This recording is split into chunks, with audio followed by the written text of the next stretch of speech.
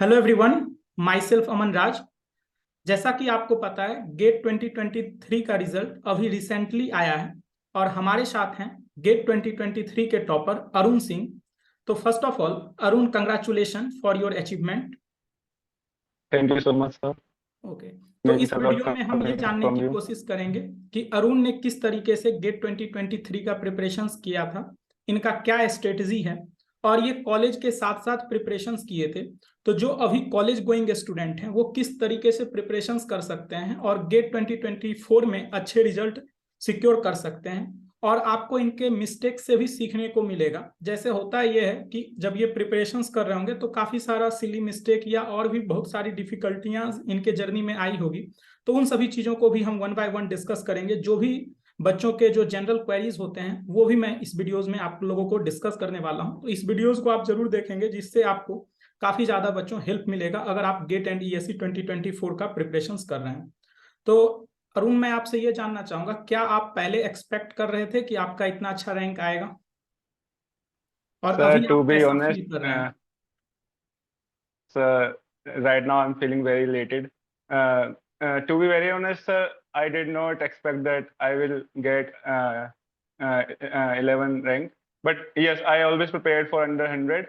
I always had this in my mind that I will definitely get under 100 rank.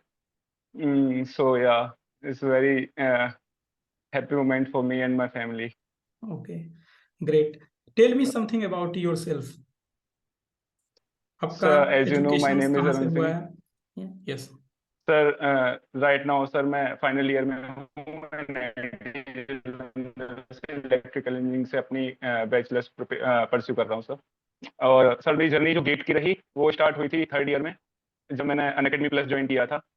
तो third year में जब मैंने gate का first अपना दिया था, तो उस टाइम प्रिपरेशन इतनी ज़्यादा नहीं थी, 6 मंथ्स की प्रिपरेशन थी, तो सिलेबस ज़्यादा कंप्लीट नहीं हुआ था। क्योंकि मेरा गोल सर हमेशा से 23 का ही रहा था कि जो हमारा फाइनल अटेम्प्ट है उसके लिए प्रिपेयर किया जाए। लॉन्गर गोल लेकर भी चला था, ये नहीं कि 22 में शायद, ये नहीं कि बस ऊपर ऊपर से पढ़ के चले जाओ और 22 में अच्छी रैंक निकाल दो। मेरा था कि सर 23 में करेंगे, अच्छे से करेंगे पढ़ के। तो सिलेबस वहाँ पे कंप्लीट नहीं हो पाया था, बट हाँ मेरे 8 to 9 सब्जेक्ट्स कंप्लीटली प्रिपेयर्ड थे, तो उनसे मेरी रैंक सर उस टाइम 775 आई थी। उसके बाद फिर मैंने कंटिन्यू रखा अपनी जर्नी को, और अब 11 है ये सब। ओके, तो आपने क्या सब रिसोर्सेज फॉलो किया था गेट के प्रिपरेशंस के टाइम में? सर अनअकैडमी प्लस पे जो भी कंटेंट मिलता था वो पहले फॉलो किया, अच्छे से रिकॉर्डेड लेक्चर्स देखे, कॉन्सेप्ट्स को समझा। उसके बाद जो भी पीडीएफ्स मिलते थे, असाइनमेंट्स मिलते थे, डेली बेसिस पे उनको सॉल्व करता था। और बुक्स सर एज बुक्स में मैंने कोई ऐसे बुक सॉल्व नहीं की, जस्ट जो सर ने क्वेश्चंस दिए थे वो डेली टू डेली में सॉल्व करता था और डाउट्स क्लियर कर लेता था बस। जैसे आप एनआईटी जालंधर से हैं तो मुझे पता है कि आपको कॉलेज भी अटेंड करना होता होगा। तो जो भी कॉलेज गोइंग स्टूडेंट होते हैं उनके साथ यस एक सर। सबसे बड़ा इशू रहता है कि सर दोनों को मेंटेन नहीं कर पाते हैं, कि कॉलेज भी और साथ ही साथ गेट का प्रिपरेशंस। तो वो चीज़ों को आपने कैसे बैलेंस किया था? सर मैं सर क्लासेस थोड़ा कम लगाया करता था, और जब लगाया करता था तो मैं कोशिश करता था कि जैसे मैथ्स या एफटी जैसे सब्जेक्ट्स हुए तो मैं क्लास में वहां पे बैठ के सॉल्व करता रहता था, मैं पीछे जाके बैठ जाता था। कुछ डाउट्स अगर आते थे तो उनको फिर रख लेता था लिस्ट बना के कि बाद में मैं क्लियर कर लूंगा। तो इस तरीके से, क्योंकि सर वो मैनेज कर लेता था मैं, क्योंकि थोड़ा सा बेसिक्स अच्छे हो गए थे ऑलरेडी, क्योंकि आप वही पढ़ते हैं वही कॉलेज में भी आता ही है एग्जाम्स में। तो हेल्प काफी काफी हेल्प प्लस से ही हो गई थी, क्योंकि मेरे ऑलरेडी काफी कॉन्सेप्ट्स क्लियर हो गए थे प्लस से। तो एग्जाम्स में, सेमेस्टर के एग्जाम्स में काफी उससे भी हेल्प हो ही जाती थी। तो ऐसा नहीं था कि क्लासेस में बहुत ज्यादा कंसंट्रेशन से बैठने की जरूरत है, आप अपना वर्क करते रहिए और प्लस से ही वो सेमेस्टर के एग्जाम्स क्लियर हो जाते थे। Okay, great. तो अभी आपका सेमेस्टर में क्या जी सीजीपीए है? Sir it is 8.5 right now sir. Okay, it is very good. मैं आपसे ये जानना चाहूंगा कि जैसे आप प्रिपरेशंस कर रहे होंगे तो प्रिपरेशंस के टाइम काफी ज्यादा डिस्ट्रैक्शंस भी होता है, या काफी टाइम आप डिमोटिवेट हो जाते होंगे, जैसे कि आप कभी टेस्ट दिए या कभी अच्छा परफॉर्म नहीं कर पाए आप अपने एक्सपेक्टेशंस के अकॉर्डिंग। तो उस मोमेंट को आप कैसे हैंडल करते थे? तो फर्स्ट ऑफ ऑल आप ये बताइए कि आपने पहले डिस्ट्रैक्शंस को कैसे कंट्रोल किया, और उसके बाद आप ये भी डिस्कस करें कि आप हमेशा मोटिवेटेड कैसे रहें। सर ऑनेस्टली स्पीकिंग हमेशा मोटिवेटेड रहना तो पॉसिबल नहीं है, किसी के लिए भी पॉसिबल नहीं है। तो हमेशा अपने आप को मोटिवेटेड रखने से अच्छा है कि आप अपनी कंसिस्टेंसी पे वर्क करें। आपके जो डेली बेसिस पे गोल्स होते हैं, छोटे छोटे गोल्स आप बनाएं और उनको अचीव करने की कोशिश करें। ना कि ये सोचें कि हाँ मैं एक महीने में इतना करूंगा। उससे अच्छा है कि आप एक दिन का अपना प्रॉपर प्लान रखें सुबह और उसे फॉलो करें। एट द एंड रात को अपना नेक्स्ट मॉर्निंग का प्लान बना के सोएं और डेली उसे फिर करते रहें। अगर आप मोटिवेटेड हैं तो वो तो फिर प्लस पॉइंट है आपके लिए कि आप उसे और ज्यादा प्रोडक्टिविटी के साथ कर पाएंगे। लेकिन हाँ sir, consistency is the key. Motivation, you can not be motivated all the time, so better be consistent. Okay great. अभी के टाइम में सबसे स्टूडेंट्स में जो डिस्ट्रैक्शंस का कारण होता है व्हाट्सएप, टेलीग्राम या रिलेशनशिप में रहते हैं बहुत कोई, तो उन चीजों को आपने कैसे कंट्रोल किया, या अगर आप भी रिलेशनशिप में थे तो कैसे इन सब चीजों को मैनेज किया? नहीं सर, रिलेशनशिप में तो सर नहीं थे। बाकी सर डिस्ट्रैक्शन सर व्हाट्सएप तो ऑब्वियसली रखना पड़ता है। बाकी सर मैं इंस्टाग्राम और वो सब तो सर पहले से नहीं चला था 12th से, तो डिस्ट्रैक्शन काफी कम वैसे भी थी। और सर मैं वैसे काफी मतलब आउटडोर स्पोर्ट्स ज्यादा खेलता हूँ, तो मैं शाम को रखता था अपना सेशन एक। बाकी सर डिस्ट्रैक्शंस व्हाट्सएप से तो सर नहीं होती थी। बाकी और मैं कुछ यूज नहीं करता एप्लीकेशन, तो यानी कि नहीं थी। फिजिकल और मेंटल के लिए आपको स्पोर्ट्स में कुछ ना कुछ करते रहना होगा।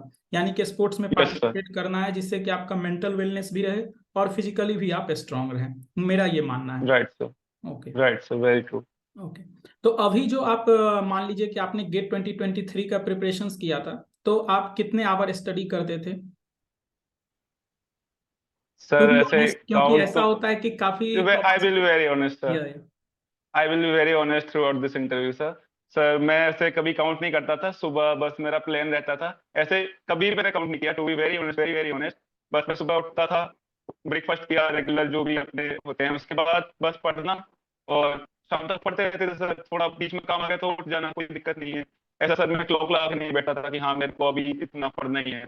हाँ रेगुलर लेक्चर्स होते थे, वो अटेंड करने थे। वो भी ऐसे नहीं थे कि मेरे को 9 to 11 वो लेक्चर देखना ही है बीच में, क्योंकि बहुत सारे काम आ जाते हैं, कॉलेज में भी होते हैं, घर पे होते हैं, बहुत सारे होते हैं। तो मैं इसलिए रिकॉर्डेड लेक्चर से देखता था। बट हाँ मेरे ऐसा रहता था कि मेरे को 5 to 6 लेक्चर देखने हैं और ये वाले क्वेश्चंस लगाने हैं। अगर मेरा हो गया उतना तो I am satisfied at the end of the day. ऐसा रहता था ओके। schedule। तो sir around around 10 hours you can say on an average. आप कहाँ से बिलोंग करते हैं? Sir Bulandshahr district of Uttar Pradesh.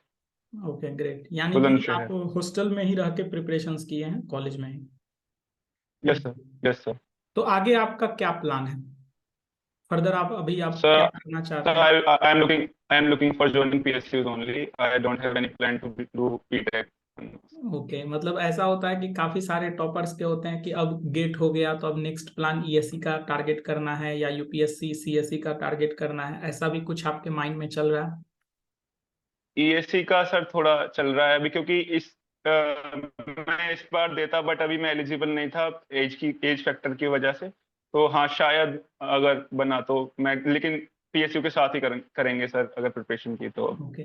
ये तो मतलब काफी आपके लिए बड़ा जी अचीवमेंट है कि आपने कॉलेज के साथ साथ इतना अच्छा रैंक, डबल डिजिट में रैंक सिक्योर किया है, और आपके पास टाइम भी है कि आप ईएससी भी कर सकते हैं। तो मैं तो आपको जरूर कहूंगा कि आप ईएससी नेक्स्ट टाइम टारगेट करें, या आप यूपीएससी के लिए, सिविल सर्विसेज के लिए भी ट्राई कर सकते हैं। ये मैं यस जानना ओके। चाहूंगा आपसे कि रिवीजन और टेस्ट सीरीज का कितना ज्यादा इंपॉर्टेंट रोल होता है प्रिपरेशन जर्नी में, और कैसे सर आपने गेट रिवीजन किया था और टेस्ट सीरीज दिया था, इसे आप बताइएगा। सर बिल्कुल सर, गेट जैसे एग्जाम में तो सर रिवीजन का तो बहुत ज्यादा रोल होता है। क्योंकि आप इतने सारे सब्जेक्ट्स होते हैं, अगर आप पढ़ेंगे एक सब्जेक्ट को और आपने एक महीने भी उसको वापस नहीं देखा तो इट इज ऑलमोस्ट ओवर। तो रेगुलर बेसिस पे सर रिवीजन के जैसे on daily basis you can solve 10 to 20 questions of each subject which you have completed. Like this you can continue your revision along with the ongoing courses. तो sir इस तरीके से मैं रखता था। लास्ट के 2 मंथ्स में सर फिर रिवीजन, फुल ऑन रिवीजन नहीं चला था जब मेरा कोर्स कंप्लीट हो गया था। टेस्ट सीरीज का सर ऑफ कोर्स बहुत ज्यादा रोल होता है, क्योंकि बहुत ज्यादा सिली मिस्टेक्स होती हैं, स्टार्टिंग में बहुत ज्यादा होती हैं। तो वो धीरे धीरे धीरे धीरे कर्टेल हो पाती हैं फिर। ओके। तो टेस्ट सीरीज का जी आपने कब से देना स्टार्ट किया था टेस्ट सीरीज? सर मैंने दिसंबर स्टार्टिंग में से स्टार्ट कर दिया था देना। ओके। तो स्टार्टिंग में टेस्ट में हो सब्जेक्ट सकता वाइज है कि मॉक। आपके कम मार्क्स आते होंगे, तो कैसे उन सब चीजों को आप हैंडल करते थे और कैसे डे बाय डे आप उसमें इम्प्रूव कर रहे थे? सर यहाँ पे मेरा थर्ड ईयर का एक्सपीरियंस बहुत ज्यादा काम आया था, जब मैंने first time test series attend की थी गेट के लिए। तो वहाँ पे मेरा स्कोर 37 आया था आई गेस। तो मैं बहुत ज्यादा ऐसा था कि क्या मैंने जो पढ़ा है सही पढ़ा है, या कुछ क्या सुधार की जरूरत है। फिर मैंने अपने फ्रेंड्स से काफी बात की थी, तो वो कह रहे थे कि अभी स्टार्टिंग है, बहुत ज्यादा सिली मिस्टेक्स होती हैं ऑब्वियसली। देन सर मैंने ये डिसाइड किया था कि अब अगर ये स्कोर आया तो इससे अब ऊपर ही जाते जाना है, इससे नीचे कभी नहीं आना चाहिए। तो सर उसके बाद फिर सिली मिस्टेक्स अपने अपने आप से कम होती चली गई सर। टाइम भी क्वेश्चंस को कितना देना है वो अपने आप एल्गोरिदम काम करती है, वो माइंड में होती है, वो अपने आप चलती चली जाती है, बेटर होता चला जाता है। तो सर इस बार तो पिछला एक्सपीरियंस बहुत ज्यादा काम आया था। अगर लो स्कोर करता था तो पता चल जाता था कि हाँ रैंक तो इम्प्रूव हो रही है, इसका मतलब कि सबके लिए टफ ही था एग्जाम। तो वो मैच्योरिटी लास्ट टाइम से आ गई थी। जैसे आप कॉलेज से ही गेट के लिए प्रिपरेशंस करना स्टार्ट कर दिए थे, तो आपको इस सब चीज़ों के बारे में कैसे पता चला? आप इस सब चीज़ों के बारे में अवेयर कैसे थे? क्योंकि काफ़ी स्टूडेंट्स को पता ही नहीं रहता है कि गेट के थ्रू क्या सब अपॉर्चुनिटीज़ हैं, तो ये सब चीज़ों के रिगार्डिंग आपको कैसे पता चला? सर ये सर लॉकडाउन था उस टाइम पे, तो हम ऑनलाइन सेमेस्टर एग्जाम्स होते थे, तो हम क्रिएटर एक्सपर्ट के गूगल सर से पढ़ा करते थे। तो वहां पे उनके थ्रू हमको पता चला था कि गेट के थ्रू काफी अपॉर्चुनिटीज हैं, तो फिर हम इसमें शिफ्ट हो गए कि हाँ गेट करते हैं। ओके। जैसा कि इंजीनियरिंग जी। मैथमेटिक्स और जनरल एप्टीट्यूड का काफी ज्यादा वेटेज रहता है, और आपने हमसे पढ़ा है, तो मैं ये जानना यस। चाहूंगा कि आप उसको कैसे प्रैक्टिस करते थे, रिवीजन किस तरीके से किए थे? क्योंकि बच्चे तो हमसे सारे सभी पढ़ते हैं, लेकिन सबका इतना अच्छा रैंक नहीं आ पाता है। तो आपने क्या स्ट्रेटेजी फॉलो किया था हमारे क्लास से रिलेटेड, और उसके बाद जैसे रिवीजन होता है या क्वेश्चंस प्रैक्टिस के लिए, उसमें आपने क्या सब एडिशनल किया था, या कुछ एडिशनल करने की जरूरत है भी या नहीं, ये भी आप बता सकते हैं। सर गेट लेवल पे मुझे नहीं लगता कि कुछ भी एडिशनल करने की जरूरत है। बस आप लेक्चर्स आराम से अटेंड कीजिए, जितना आपको लेक्चर्स में बताया जा रहा है, जितना आपको रिसोर्सेज दिए जा रहे हैं, उसको अच्छे से आप डेडिकेटेडली फॉलो कीजिए। I think it is more than sufficient to crack GATE with 15 out of 15 in aptitude. यानी कि प्रीवियस ईयर क्वेश्चंस और क्लास में जो प्रैक्टिस क्वेश्चंस होते हैं उसके अलावा कुछ करने की जरूरत नहीं है, बाकी सारी चीजें जो है नहीं है रिवीजन सर। से हो सकता है। क्योंकि यस होता राइट। क्या है कि बच्चों को कितना भी समझाया जाए, लेकिन बहुत सारे बच्चे जो है डेविएट हो जाते हैं कि सर ये रिसोर्सेज से क्वेश्चंस बना लेते हैं, ये रिसोर्स से क्वेश्चंस बना लेते हैं। लेकिन मैं सभी को कहना चाहूंगा कि it is more than sufficient जितना भी पढ़ाया जाता है। ऐसा नहीं है कि एप्टीट्यूड मैथमेटिक्स में, रेस्ट अदर सब्जेक्ट्स में भी वो मटेरियल काफी है जितना टीचर्स के द्वारा प्रोवाइड किया जाता है। प्रीवियस ईयर बिल्कुल क्वेश्चंस जो है आपने कितने टाइम सॉल्व किया होगा at least? Sir, at least thrice I have solved them. Okay. यानी कि वो भी आपके प्रिपरेशंस में काफी हेल्प किया प्रीवियस ईयर क्वेश्चंस में। शॉर्ट नोट्स यस आपने सर। बनाया था या नहीं बनाया था? Short notes sir, complete notes भी बनाए थे, उसके बाद शॉर्ट नोट्स भी बनाए थे। ओके, साथ ही साथ बनाते जा रहे थे या लास्ट मोमेंट में जब आप टेस्ट दे रहे थे उस समय बना रहे थे शॉर्ट नोट्स? सर कुछ साथ में भी बनाए थे, और फिर दोबारा भी बनाए थे जब टेस्ट सीरीज दे रहा था उसके साथ भी बनाता था। क्योंकि कुछ चीजें वहां पे एडिशनल भी पता लग जाती हैं, जो थोड़ा सा अलग होती हैं। ऑफ कोर्स वो लगता है कि नहीं आएंगे एग्जाम्स में, बट उस टाइम पे बना लेते थे कि हाँ कहीं योर आ सोर्स ही ऑफ ना जाए। मोटिवेशन क्या है, ये मुझे बताइएगा। मोटिवेशन सर, मेरे को सर लगता है कि जब से twelfth, to be honest sir, twelfth से मेरे को थोड़ा आया है कि हाँ पढ़ाई कैसे की जाती है, तो उसके बाद से सर इंटरेस्ट काफी बन गया है मेरा पढ़ाई में। तो मतलब कुछ भी अगर मेरे को दिख जाती है बुक, तो मैं पढ़ने बैठ जाता हूँ, अच्छा लगता है मेरे को पढ़ना। तो मोटिवेशन की सर ऐसा कभी जरूरत नहीं पड़ती, हाँ बट कभी कभी डिमोटिवेटेड होते थे, तो सर फ्रेंड्स थे काफी, वो काफी सपोर्ट करते थे। तो मोटिवेशन फैमिली से आ जाता था, टेम्पल चले जाते थे, तो सर उससे काफी मोटिवेटेड रहते थे। तो ऐसा कभी आया नहीं कि यानी हाँ कि डिमोटिवेटेड प्रिपरेशन सच। करने के लिए मेरा मानना है कि फिजिकली फिट तो रहना ही है, मेंटली साथ ही साथ स्पिरिचुअलिटी भी काम आता है। यानी कि आपको कुछ ना कुछ स्पिरिचुअल की ओर भी जाना पड़ता है, जिससे कि आपका माइंड डाइवर्ट नहीं हो। मैं बिल्कुल आपसे सर। लास्टली ये जानना चाहूंगा कि अभी जो गेट 2024 के एस्पिरेंट हैं उनको आप क्या सजेशन देना चाहेंगे कि वो किस तरीके से प्रिपरेशंस करें, या आपके लिए आपका क्या मैसेज रहेगा उन सभी स्टूडेंट्स के लिए?